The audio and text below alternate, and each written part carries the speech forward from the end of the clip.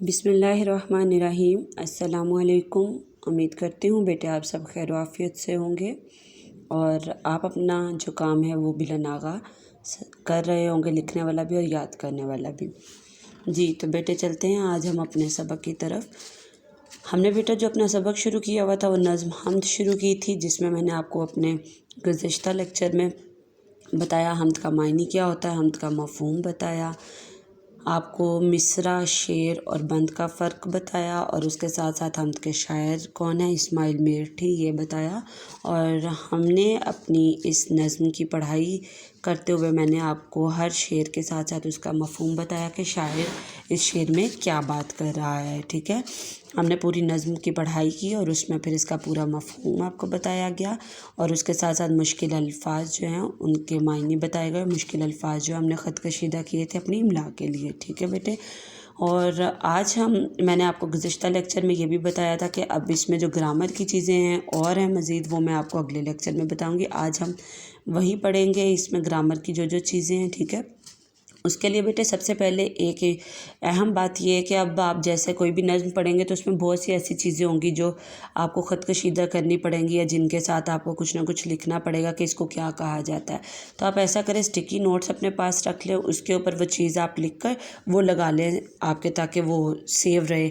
या ये जो इस तरफ खाली जगह है इस पर लिख लें। ठीक है, अब हम आज इसमें पढ़ेंगे मिसरा, बंद, शेर, ये मैं आपको बता चुकी थी। आज अगली चीज़ जो इसमें हम पढ़ेंगे वो पढ़ेंगे काफ़िया और रदीफ़। काफ़िया किसको कहते हैं और रदीफ़ क्या है, ये दो चीज़ें हम पढ़ेंगे। शायरी में ये जो शेरी अंदाज़ है उसमें ये दोनों चीज़ों का इस्तेमाल होता है, काफ़िया का और रदीफ़ का। ठीक है, बहर और वज़न जो है वो इन के इस्तेमाल से ही बनता है शेर में। ठीक है, शेर में काफ़िया का इस्तेमाल और रदीफ़। ठीक है, ये दोनों चीज़ें आपको बताऊँगी। काफ़िया बेटे ऐसे अल्फाज जो लिखे जाने में मुख्तलिफ होते हैं लेकिन बोले जाने में उन दोनों की आवाज़ एक जैसी ही हो, उनको कहा जाता है काफ़िया। या इनको और कहा जाता है हम आवाज़ अल्फाज या हम वज़न अल्फाज।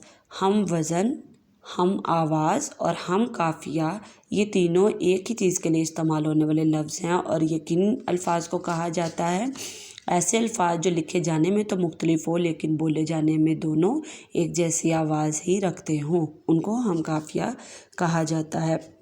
इस पूरी नज़्म में हम देखते हैं, मैं आपको अब मिसाल के साथ बताती हूँ कि काफ़िया क्या है। शेर में रदीफ़ आखिर में इस्तेमाल किया जाता है और रदीफ़ से पहले काफ़िया का इस्तेमाल होता है, लेकिन अक्सर शायर जो हैं वो अपनी नज़्म में रदीफ़ का इस्तेमाल शेर के आखिर में नहीं करते, तो उस सूरत फिर सबसे आखिर पर काफ़िया का इस्तेमाल किया जाता है। अगर किसी शेर में रदीफ़ का इस्तेमाल नहीं किया गया तो फिर जो है वो काफ़िया आखिर में इस्तेमाल होता है। ठीक है, और अगर रदीफ़ का इस्तेमाल किया गया है तो रदीफ़ सबसे आखिर पर होता है और रदीफ़ से पहला जो लफ्ज़ होता है उसको काफ़िया कहा जाता है। ठीक है, तो रदीफ़ मैं बाद में आपको बताती हूँ, उसकी भी मिसाल के साथ आपको बताऊँगी। पहले बताती हूँ काफ़िया।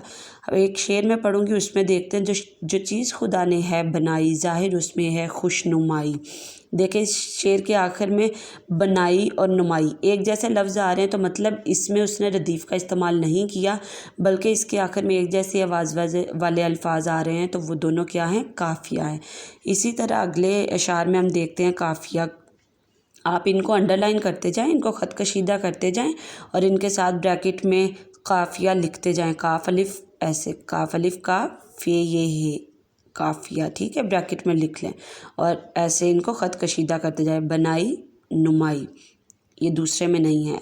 निराली, खाली, चौथे शेर में भी नहीं है। पाँचवें में है महके, चहके, छठे में है लगाए, बसाए, सातवें में सफाई, बनाई, आठवें में उगाए, पकाए, नौवें में है डाली, बाली, 10वें में है नादिर और कादिर। ये हो गए काफ़िया, वो अल्फाज जो एक जैसी आवाज़ रखते हैं। अब हम आते हैं रदीफ़ पर। बेटे जो रदीफ़ है वो शेर के आखिर में इस्तेमाल किया जाता है रदीफ़ का। रदीफ़ उन अल्फाज को कहते हैं जो लिखे जाने में भी एक ही जैसे होते हैं। एक जैसे अल्फाज जो शेर के आखिर में लिखे गए हों उनको कहा जाता है रदीफ़। ठीक है, रदीफ़ का इस्तेमाल शेर के बिल्कुल आखिर में होता है और ये हर शेर में इस्तेमाल नहीं होता। और उस सूरत में जिस शेर के आखिर में रदीफ़ हो तो फिर काफ़िया रदीफ़ से पहले होता है, ठीक है। और अगर रदीफ़ आखिर में नहीं है, आखिर में हम आवाज़ अल्फाज हैं, तो फिर उसमें रदीफ़ का इस्तेमाल नहीं हुआ बल्कि आखिरी लफ्ज़ ही काफ़िया है। अब इसमें मैं मिसाल देती हूँ रदीफ़ की आपको। देखिए ये ज़रा चौथे शेर पर आएँ। नन्ही कलियां चटक रही हैं, छोटी चिड़ियां फुदक रही हैं। अब चौथे शेर में देखिए आखिर में आ रहा है रही हैं। दोनों लफ्ज़ एक जैसे ही उसने इस्तेमाल किए हैं, तो ये क्या है, रदीफ़। रे दाल ये फे, रदीफ़, ठीक है। इस नज़म में अगर रदीफ़ की निशानदेही कहा जाए तो क्या है, रही हैं, ये रदीफ़ है। यानी दोनों मिसरों के आखिर में उसने एक ही लफ्ज़ का इस्तेमाल किया है, उसको कहा जाता है रदीफ़। और ये शेर के आखिर में इस्तेमाल होता है। और जब रदीफ़ आखिर में हो तो उससे जो पिछला लफ्ज़ होता है वो काफ़िया होता है। अब देखें इसमें फुदक और चटक क आखिर में आ रहा है ना, तो यहाँ पर ये काफ़िया है हमारा, ठीक है। इसमें काफ़िया आखिर में नहीं आया बल्कि इसके आखिर में रदीफ़ का इस्तेमाल हुआ। तो रदीफ़ से पहले काफ़िया ये वाले अल्फाज हैं जो रदीफ़ से पिछले लफ्ज़ हैं, ठीक है बेटे। ये हो गया काफ़िया और रदीफ़ का फ़र्क। आज हम इस नज़म का पहले करेंगे मरकज़ी ख़्याल, ठीक है। तो आपको इससे अगली वीडियो में मैं मरकज़ी ख़्याल का बताती हूँ।